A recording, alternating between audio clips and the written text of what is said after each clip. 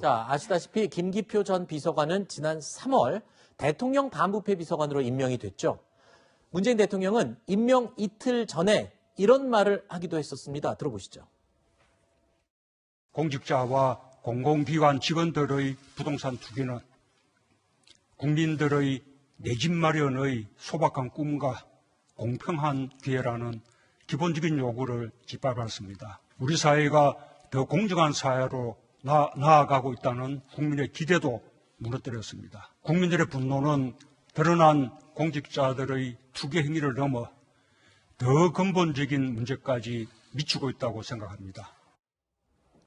이사장님, 네. 사실 그 방법으로보다 내용으로 보면 누가 들어도 과거에 최근에 있었던 LH공사 사태하고 굉장히 유사한 면이 많다라고 얘기를 하고 있는데 네네. 일단 김 전 비서관의 경우는 이거는 투기가 아니고 그냥 투자였다 이런 해명을 한 것으로 알려지고 있는데 네. 어떻게 보십니까? 본인이 투자였다고 이야기를 하고 싶겠어요. 그런데 당장 우리가 네. 그걸 투자로 안 보고 투기로 보는 거잖아요. 네. 그리고 많은 국민들이 투자로 안 보고 투기로 봤잖아요. 네. 문제는요, 저분의 그 주장이 중요한 게 아니고 인사수석에 대한 문제가 저는 심각하게 중요하다.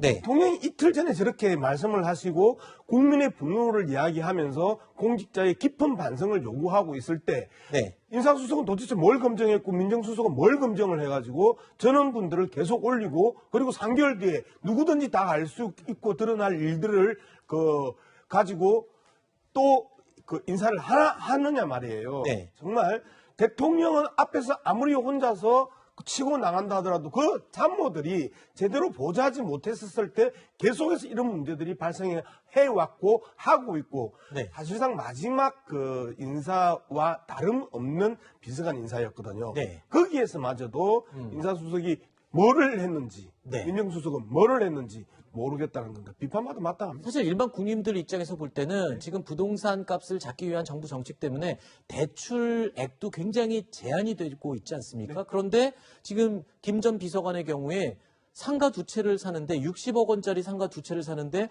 54억 원을 대출을 받았다. 일단 일반인들 국민들 입장에서 볼 땐 54억 원을 어떻게 대출을 받을 수 있는지도 궁금할 뿐만 아니라 그 이자를 도대체 어떻게 감당할지도 굉장히 놀랍거든요. 직업이 변호사이기 때문에 그런 부분에서 우리가 걱정해 줄 필요는 없고요. 네. 그리고 어떻게 대출을 받았든지 불법과 탈법이 없으면 그 문제는 아닌데 계속해서 말씀하셨던 LH와 유사한 수법으로 네. 했음에도 불구하고 청와대 검증에서 걸리지 않았다라는 이 문제가 더 심각하다는 문제입니다. 그렇군요.